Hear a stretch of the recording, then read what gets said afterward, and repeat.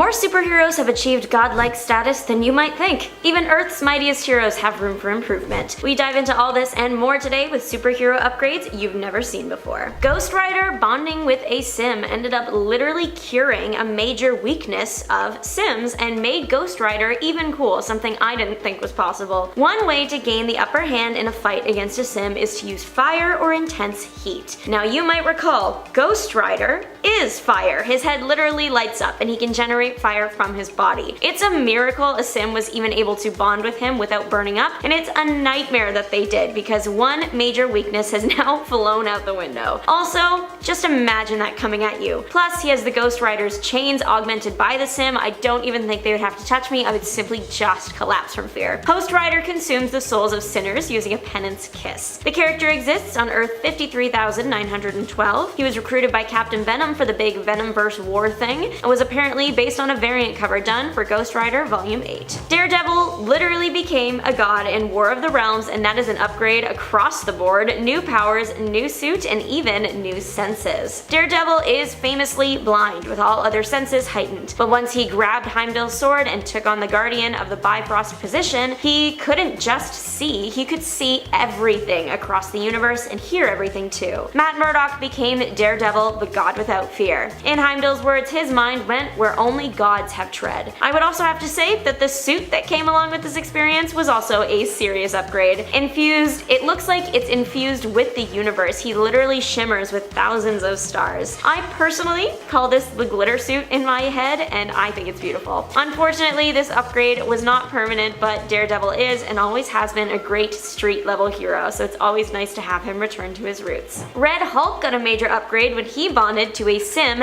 and Ghost Rider, meaning that like the Host Rider situation, the fire weakness was also solved here too. Marvel was wild for this, but it was really cool. In Venom Volume 2, issue 13.4, dreams came true in the form of a Venom Red Hulk Ghost Rider mashup. So now, not only is Venom immune to fire again, he also has all the strength of the Hulk. Now things had to get pretty bad to warrant a Ghost Venom Hulk. The reason the opportunity even arose was because the underworld had taken over Las Vegas, and Blackheart the Demon Prince was destroying everything. Combining the powers of all three heroes did end up saving the day. Unfortunately, this mashup didn't last very long, but just knowing it's possible is enough for me. I would love to see Ghost Venom Hulk brought back someday. Batman's final Batsuit from Justice League: The Sixth Dimension received mixed reactions to say the least, but you can't deny that it made Batman the most powerful he's ever been. The suit was built using the power from the Sunbox. You might recognize the Sunbox from that time when Batman basically became an all-seeing, infinite knowledge-possessing god. The final Batsuit used this energy and it could rewrite minds, cell by cell. He even rewrote the minds of the Justice League. They didn't think Bruce should use the suit, but it was the only way, so Bruce rewrote their minds. Since its jaunt in 2019, the suit hasn't made many more appearances. Superman once briefly wielded the power of Thor and Captain America's shield at the same time. Who knew Superman could get even better? This was the kind of upgrade that can only exist in the JLA/Avengers crossover event of 2004. This was the joint series in which literally every Marvel and DC hero and villain ever created was featured. It's almost hilarious to go through the wiki page for this comic because the characters list just keeps going and going. The reason Superman had the shield was because Captain America had to stay behind in the command ship to be the guy in the chair and lead the team through comms, so he bestowed the shield onto Superman for this fight, and Superman absolutely loved it. And then for Thor's hammer, Superman was trying to bust down a wall into the evil lair. The problem was it was supercharged with the force field and he couldn't get through. Thor threw the hammer and Superman did just hold it and feel the power of Thor coursing through his veins. He busted right through that wall like it was paper. Once the fight was over, both objects were returned to their rightful owners. Thor's King of Asgard and Herald of Galactus era was short-lived but made the god more powerful than ever before. Already before Galactus was even in the picture, Thor was leveling up. His father Odin had stepped down, making Thor the All-Father, which Thor really enjoyed for a while, but he's an adventurous hero in his core, so he started getting bored. Lucky for him, he was about to have an injured world devourer crash land into his life. Normally Galactus is the threat, considering he has to eat planets to survive, but not this time. The threat was the looming Black Winter. In order to stop that, Galactus had to eat 5 specific planets to get powerful enough to terminate the threat. To assist with the bizarre space errand, Thor was infused with unlimited cosmic energy,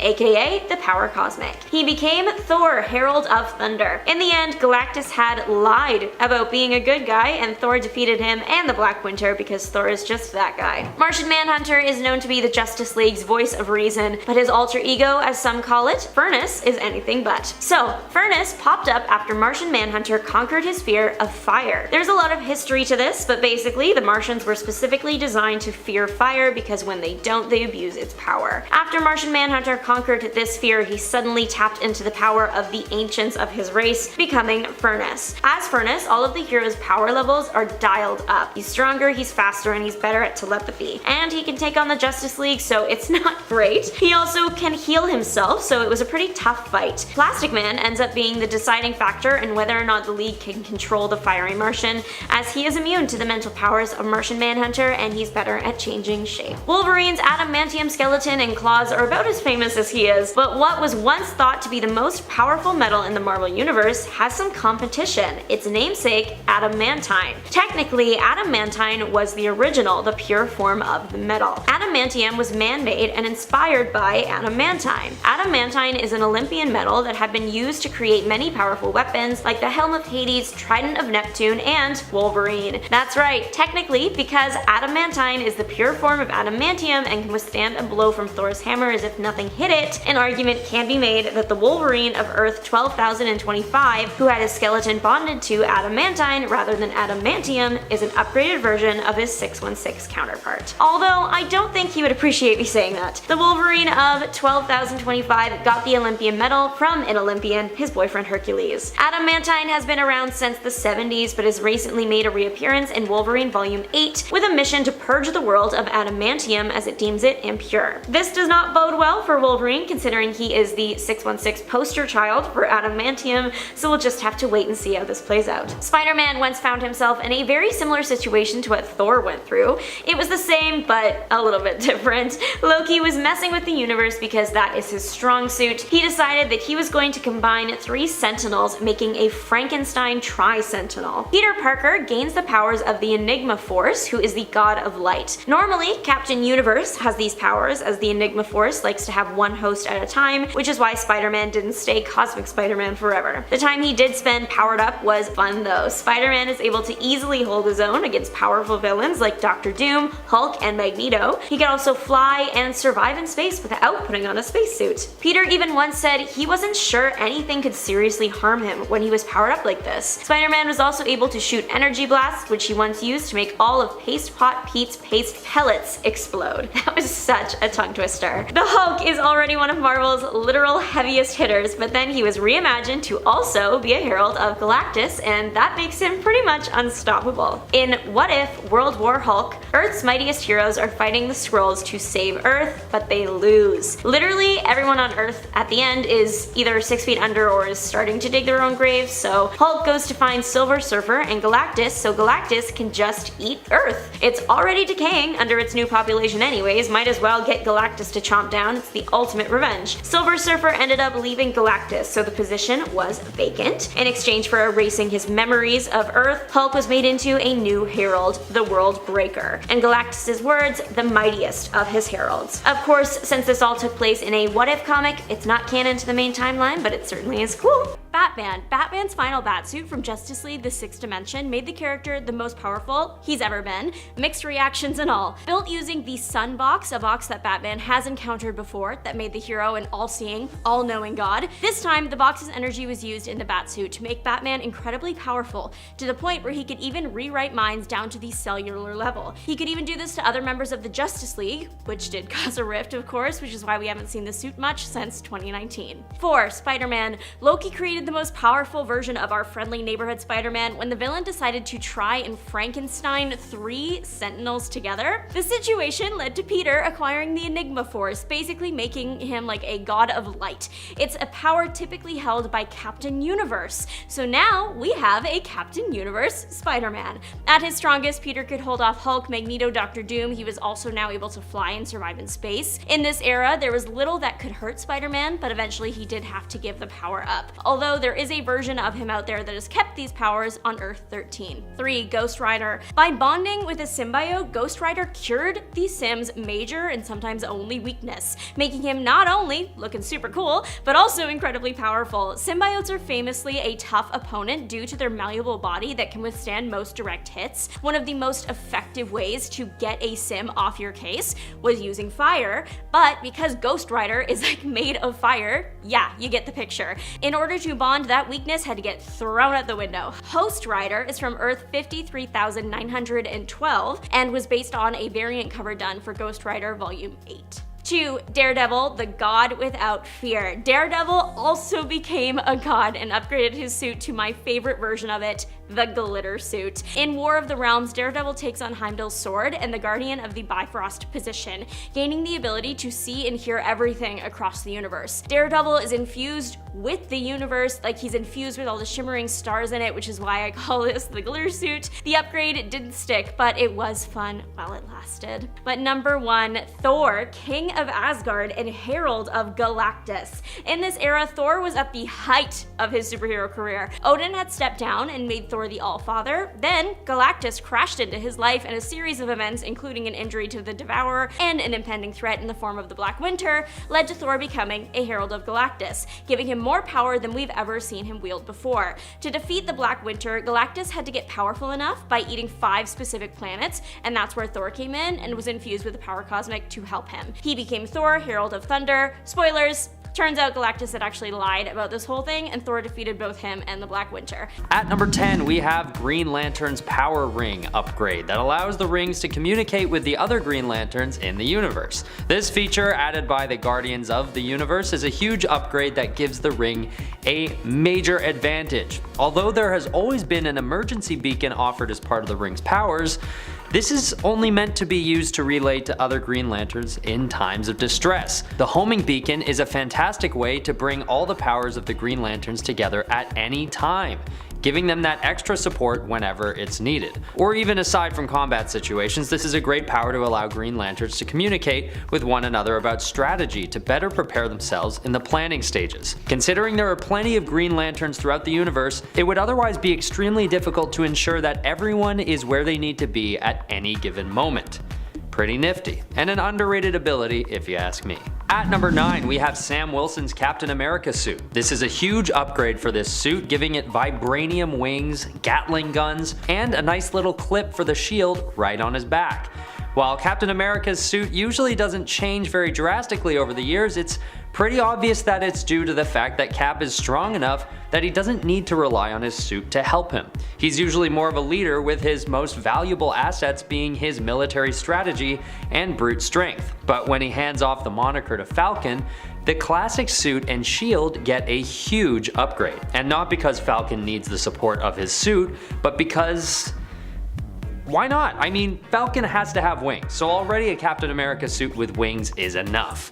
But throwing those guns on it really brings the suit to a new level. And he still gets to keep the shield. I think immortal retired Steve Rogers will sleep soundly at night knowing Sam is on the job with this upgraded suit. At number 8, we have Captain Marvel's Nega Bands. Although you may know Marvel's suit as already having the Nega Bands as part of the package, this wasn't always the case. Before he acquires them, he is still extremely powerful from being empowered by a cosmic entity named Zoe, later properly realized as Eon. He's able to fly faster than light speed, has superhuman strength, and is also able to teleport anywhere in the universe instantly. So it's hard to imagine how a suit upgrade would offer any sort of improvement, but it does.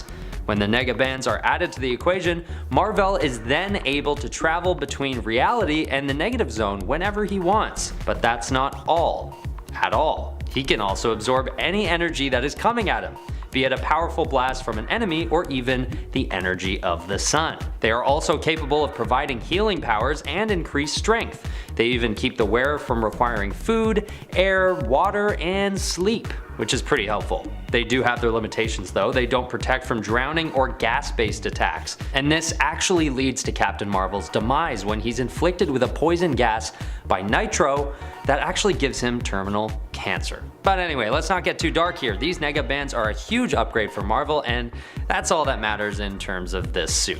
At number 7 is the Superman Godfall suit upgrade. Now, considering Superman's unmatched strength, he doesn't really have much use for upgrades in that regard, but this suit upgrade is all about the looks and the motorcycle. In the Superman Godfall storyline, Superman has lost his memory and is living in what appears to be a dystopian city called Kandor, alongside his wife Lila. It's a state we aren't used to seeing Superman in. He's got a job, working at a kitchen, and appears to be living a pretty human life, without even his secret identity needing to be hidden. And his costume is just, it's so cool and Blade Runner-esque with a Tron-style motorcycle to boot. I mean, who doesn't want to see Superman having access to a motorcycle when he's facing off against dystopian villains? It's just a great reimagining of the character and the suit he wears, and I think it's a fair addition to this list.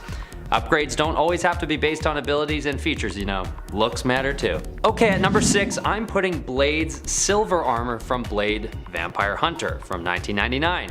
Taking a break from the usual mysterious green or black trench coat, this suit offers a whole new image for Blade. Now, I don't know if I'd say this is his best look ever, but I will say that it's a big upgrade in terms of utility. Having armor seems like a pretty obvious call for a vampire hunter from the get-go, so when I found the silver armor, I knew it had to make an appearance on the list. And the main reason why this suit ranks higher on the list is that silver is known to be a weakness for vampires, which are naturally a threat to a vampire hunter.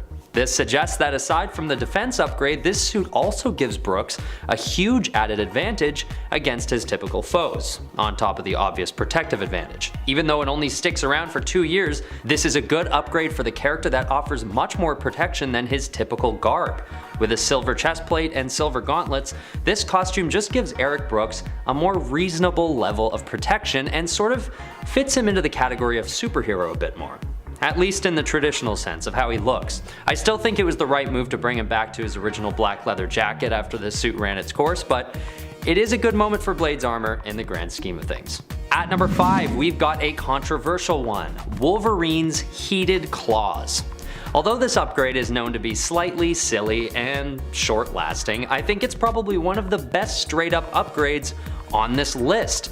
It's not an attachment or an aesthetic update, but a good old-fashioned upgrade of the pre-existing power, and it's Wolverine's primary weapon of choice, so getting to keep using the same old equipment, except now it can heat up to extreme temperatures, that's pretty good. And what makes it even cooler is how the heated claws are formed. When Wolverine is resurrected from death, the excess energy left over from his body's healing process goes into his claws and brings the adamantium to extreme temperatures. Now remember, these claws are made of one of the most durable metals in the universe, so even though heated metal tends to soften, you shouldn't expect his adamantium claws to do the same. These things are driving right into any and every enemy like a hot knife through soft butter. Ew, that's a weird visual. But it's true, and not to mention, this dude just came back from the dead, so you can expect him to be pretty angry and ready to take it out on anyone in his way. Okay, at number 4 is the Iron Spider suit. Now, this is such a huge upgrade that the word upgrade doesn't even do it justice. Now, if you've seen my list of the top 10 Spider-Man suits, you know that the hero has had many different suits and they are all useful in their own right. But this one is probably the most drastic change that the suit endures in the right direction. Designed by Tony Stark himself, this upgrade changes literally every aspect of the suit for the better. It gets these 4 spider legs with grips and cameras on the ends of them, allowing the wearer to use them to climb walls hands-free, as well as use the cameras to see around corners. He's also got the same internal HUD system as Iron Man's suit, giving him heightened senses using the computer's intel, not to mention the sophisticated mask system that offers full filtration to keep him from facing a similar fate to Captain Marvel. And a gliding system, giving him more hang time between web swings. It's a huge upgrade to the suit that totally changes the game for Spider-Man and offers him a whole new set of capabilities with which to defend himself and to best all the bad guys. At number 3, we've got Iron Man's Hulkbuster suit, which is an insanely powerful upgrade to the typical Iron Man suit, as you can probably already tell by the name. Now, just like Spidey, Iron Man has seen tons of different iterations of his suit, but in this case, this upgrade has a very specific function: to bust the Hulk. To fight the Hulk, yes. The goal is to get the suit to a point where it's ready to take on the Hulk. Otherwise known as Iron Man's Mark 44 armor, this upgrade gives Tony Stark all the tools he needs to take down a bad guy bigger than those he's used to. This thing has a missile launcher, a grappling hook, and something called automatic prehensile propulsion technology, which is basically a function that allows the armor to assemble on its own when it's called upon. And considering the Hulk's impulsive reputation, this feature would probably come in handy if the Hulk suddenly decided he wasn't on Tony's side anymore. On top of all this, he's got the built-in rams, which are used to add that extra oomph to Iron Man's punches. And if he decides that brute force is no use against the Green Giant, he's also got sleeping gas built into this thing. Although it's not super useful in the movies, this feature will definitely find its benefit at some point down the line if applied properly. At number 2 are Spider-Man's web shooters. I know this is the second Spider-Man upgrade on this list, but it's just a classic upgrade that must be mentioned. I mean, I would even argue that this is the ultimate superhero suit upgrade. And what makes this one really special is that it's the first time we're really shown how much of a scientific genius Peter Parker is. Sure, his character is established on the basis that he's very smart and proficient in biology, but this invention basically allows him to be Spider-Man. Not only does he design the shooters themselves, but he creates the web fluid, which is arguably one of the most useful and durable materials in the world. This list features plenty of upgrades that take an already powerful suit and bring it to a new level, but this entry is an upgrade that turns a guy with superhuman strength and reflexes into, well, Spider-Man. We all know about this one, and it's almost seen as a given at this point, but it really deserves credit for what it really is and was at the time of its creation. A huge step into Spider-Man's career as a superhero. Alright, at number 1 we have the Batman Justice Buster upgrade, which ranks high on the list because once again, the word upgrade is a total understatement on this one. I break this one down in more depth than the top 10 Batman suits list, but basically, this suit is designed to take on the Justice League. So every element of this suit has some sort of benefit against each of the members of the Justice League, giving the mortal Bruce Wayne an unmatched advantage against any opponents, not just the Justice League. Considering the suit he dons before the Justice Buster is just his typical costume, having a mechanized suit that has processors that work faster than the Flash can move is a pretty big upgrade. And besides the many features specific for taking down the members of the Justice League, this suit just has huge defense stats and attack strength that would help Bruce in any combat situation. Coming in at number 10 is the Sentry plus the Void. The Sentry and the Void are two sides of an incredibly powerful coin. Sentry is like a more powerful Superman, as controversial as that may be to say, but in order to balance him out, there is the dark side of the Sentry known as the Void, who is just as, if not more, powerful than the Sentry is. It keeps his character interesting and doesn't make him the center of everything in the Marvel Universe. Well, in Sentry 2018, issues 4 and 5, these two opposing sides of one man become whole, and it is absolutely insane. Apart from looking so incredibly cool, the whole Sentry was able to completely whoop the antagonist of the series, Billy, shapeshifting with black tendrils, withstanding energy blasts without a scratch, and altering reality in a small space to finally defeat his former sidekick. Then, the Avengers show up with She-Hulk, Captain Marvel, Thor, Iron Man, Captain America, and a whole hell of a lot of backup, and they can do nothing to him or to stop him. It didn't last forever, but it was an insane level of power contained inside one man. Number 9, Spider-Hulk. In the Immortal Hulk with Great Power story, Peter Parker is granted the alter ego of the Hulk after Loki magically transfers the Gamma power to him. So it's Spider-Man with all his relative spider powers mixed with the unstoppable green monstrosity of the Hulk, matched up with all the temperament of a toddler that comes with it. It's actually really cool, and there are tons of hilarious moments in the story. Eventually, the power of the Hulk is switched back to Banner with the help of the Fantastic Four and Banner's own genius, but it's a short little story that seems almost self-contained, but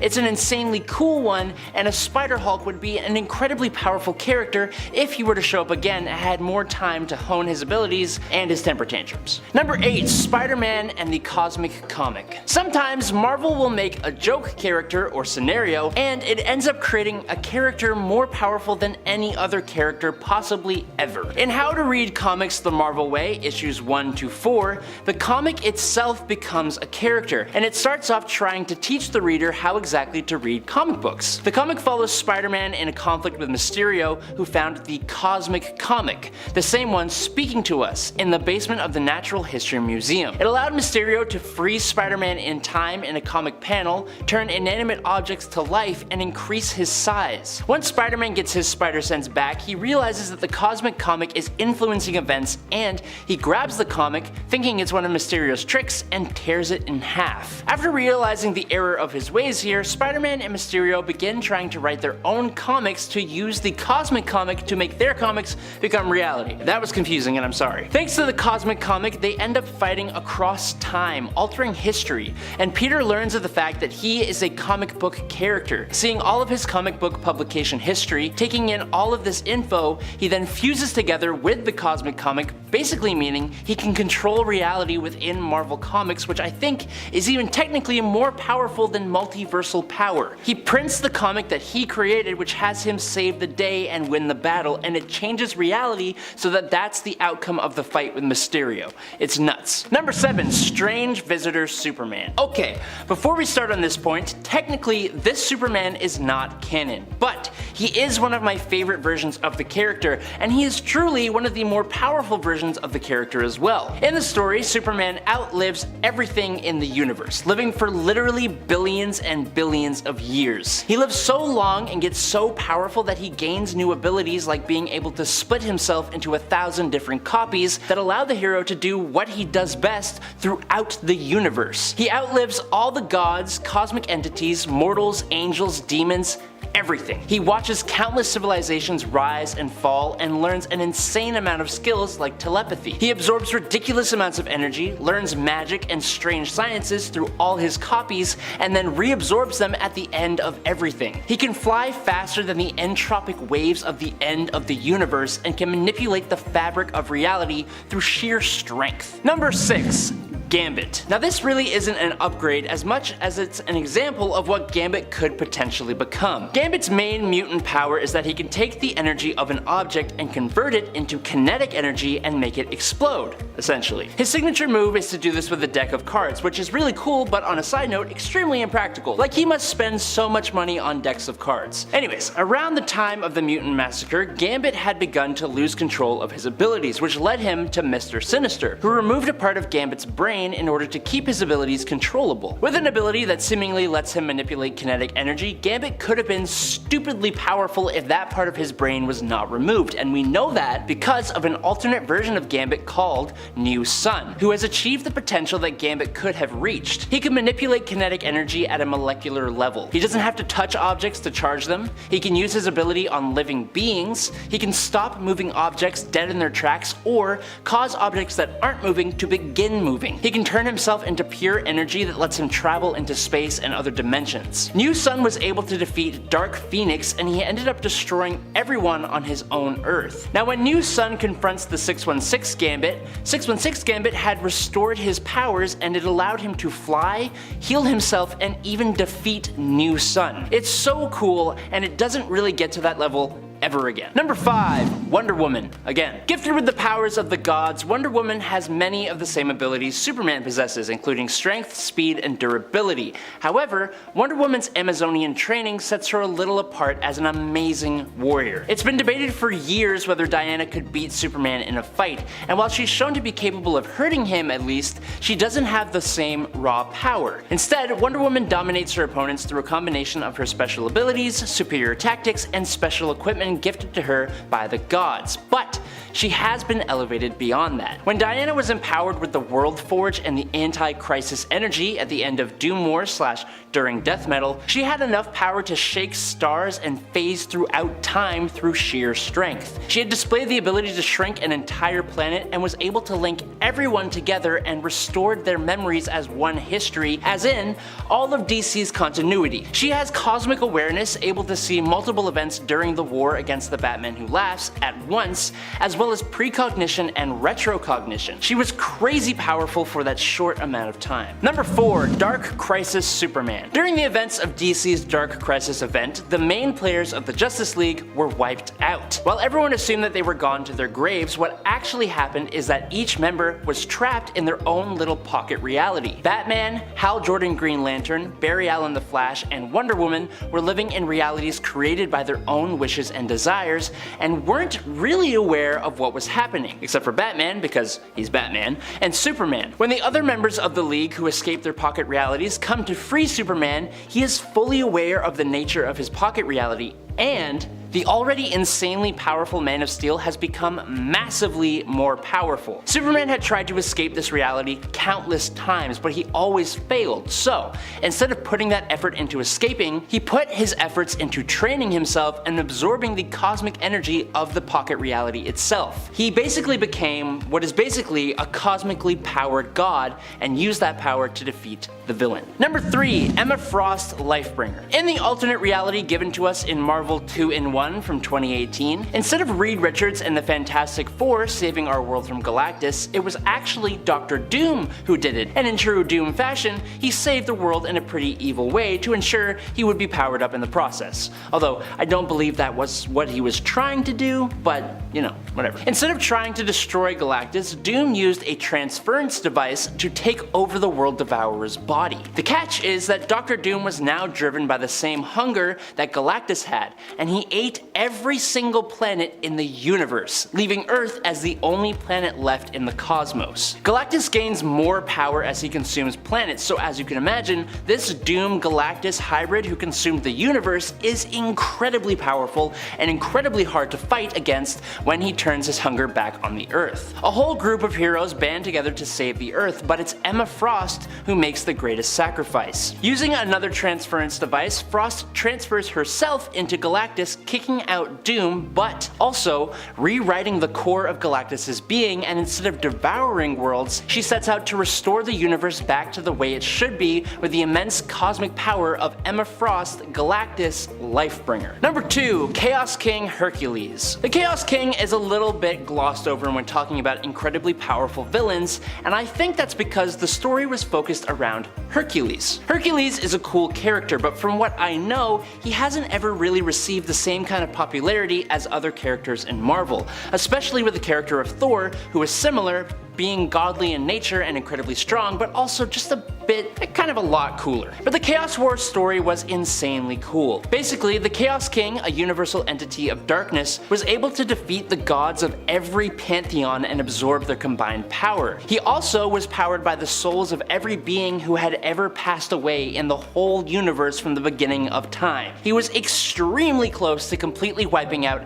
everything in the universe. In order to fight the Chaos King, Hercules gets himself imbued by the power of the elder god Gaia and becomes an absolutely insanely powerful god of gods. He could teleport, fly, and emit energy blasts from his hands and eyes. He caused massive shockwaves and craters with every step he took. He very easily destroyed not only a Chaos King powered and controlled Zeus and Athena with one hit each, but the entire Council of Godheads itself as well. He summoned Galactus and the cosmic entity Eternity to fight for him against their will. He matched the Chaos King blow for blow at a size larger than a planet, and once the threat was gone, he restored every destroyed planet, realm, every being, entity, and god, and then he lost the power. And coming in finally at number 1 is Moon Knight. While Moon Knight is normally a regular old street level hero, the nature of his abilities, being the avatar of the Egyptian god Khonshu, means that he does have the potential to become ridiculously overpowered, which he does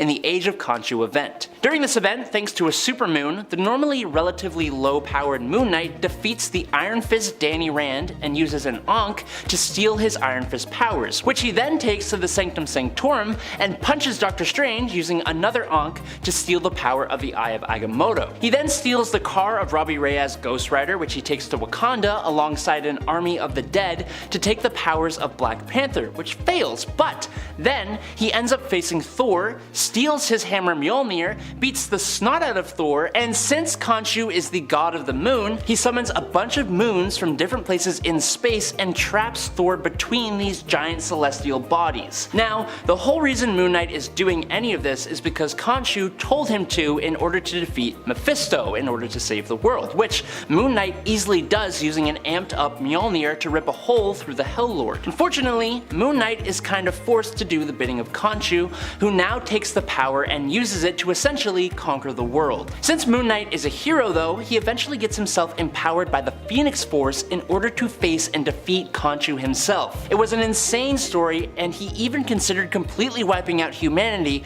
at the end, but luckily did not. Coming in at number 10 is Spider-Man with the powers of the Beyonder. For this point, we are talking about regular old Peter Parker from Spider-Man and Secret Wars number 4, when he temporarily gains the powers of the Beyonder. Before Dr. Doom was granted the Beyonder's powers in Secret Wars, the Beyonder power actually went to 2 others. Once the power left the Beyonder himself, it actually went straight to Wolverine, who absolutely could not handle the power, so he almost immediately bestowed it onto Spider-Man. With this power, Spider-Man turns Doc Ock into plants, obliterates a big group of villains, easily rips apart Ultron, literally stomps on the Molecule Man, and defeats Galactus with his fists. He brings the city from the 32nd century into the modern day, creating New Parker City. He saves Uncle Ben on like 3 separate occasions, but then we learn that this all happened in like 1/1000th of a second before Dr. Doom took the power back for himself, which was the way it was supposed to be. Number 9, Silver Surfer becoming worthy. If you want to see a whole whack of upgraded characters, then I send you to the Thanos Wins arc from writers Donny Cates and Jeff Shaw from Thanos Volume 2. Thanos goes to the end of the universe where he has become King Thanos, and in issue 16, a vengeful Silver Surfer shows up to take both of these versions of Thanos on after spending millions of years becoming the last being worthy of Thor's hammer, taking on a darker look imbued with black matter, calling himself the Fallen One, and gaining control over the Annihilation Wave. He shows up with the Annihilation Wave, hits both versions of the Mad Titan with massive blows, he one-shots a cosmic-powered Ghost Rider, he reverts the Hulk back into Bruce Banner, but somehow still gets defeated by King Thanos, who wields the Twilight Sword of Surtur, and then King Thanos and regular Thanos proceed to viciously bring the Surfer to his end. Now I'm telling you, this story is absolutely bonkers, and to prove that, we will now talk about the number 8 spot, Frank Castle with the power of the Ghost Rider and the Power Cosmic. Coming from the same Thanos comic just a few issues earlier in number 13, this version of Frank Castle comes from the future and he is quite literally insane. He shows up in the most badass way ever, causing a rain of blood before blasting through Thanos' army of Chitauri with hellfire and riding this insane looking space motorcycle. It's quite beautiful, honestly. He then traps Thanos in a chain made of the bones of Sidorak, and using a fraction of the Time Stone, he takes Thanos all the way to the future to meet that King Thanos that we just talked about. This is Frank Castle, who was hit with debris and died during the final stand against Thanos on Earth in an alternate universe. Once Frank made it to Hell, he made a deal with Mephisto to return to Earth for vengeance on the Mad Titan, but when this new Ghost Rider showed back up on Earth, everything was already lost. He was completely alone, and even Mephisto stopped responding eventually. This drove Frank Castle insane. Galactus eventually did show up, and Frank gave Galactus the Earth in exchange for being his herald and gaining the Power Cosmic as well as the Ghost Rider. These two spent hundreds of years together until the day they finally faced Thanos, who defeated Galactus with one fell head-chopping swoop. Frank then became King Thanos' #1 guy. He was such a great character that he even got his own solo series, which you just need to check out. Number 7, Iron Man and Doctor Strange. So, it turns out that Tony Stark is actually a good fit to become the Sorcerer Supreme, as it has happened not just once, but on 2 separate occasions in Marvel Comics. The first time would be in What If issue number 113 from 1998, where Tony and Stephen Strange meet at a party, and after leaving together, Tony is driving when they get into a car crash that ruins the Doctor's hands. This leads Tony on a journey fueled by guilt to try and repair Strange's hands, leading him to the Ancient One and becoming the master of the mystic arts, but also learning how to infuse his tech and armor with magic to create a much more capable hero that is portrayed to Dormammu by Stephen Strange, who becomes almost like Baron Mordo. Now the second time would be an all-new X-Men Annual #1 from 2014, which showed us Iron Man from Earth TRN 591, who brought together the Avengers to permanently end the threat of Thanos, which resulted in the alien races of the universe rewarding Earth with technology, making it a utopia, and Tony would start to lean more into his mystical side, becoming the Sorcerer Supreme and being able to solve conflicts without any kind of real fighting, and living youthfully comfortable at 126 years old, which is insane. And then the thumbnail for this list is also an Iron Sorcerer Supreme, but that is actually Stephen Strange with an Iron Man armor from Savage Avengers #9 called the Iron Mage, and Savage Avengers Volume 1 is a must-read, so you can check that one out for yourself. I'm moving on. Number 6. Hal Jordan and the Spectre. This point also gets to be a bit of a 2-in-1, but this time we aren't looking at alternate universes. After the incredibly infamous destruction of Hal Jordan's home Coast City at the hands of Cyborg, Superman, and Mongol, Hal goes a little bit bonkers with his grief, leading to the Emerald Twilight story. Hal tries to create a hard-like construct of the entirety of Coast City and the people that he knew who perished living in it, using all the charge in his ring that he had to do so. The Guardians of the Universe scolded Hal for irresponsibly using his power for his own personal reasons and demanded he report for discipline. But,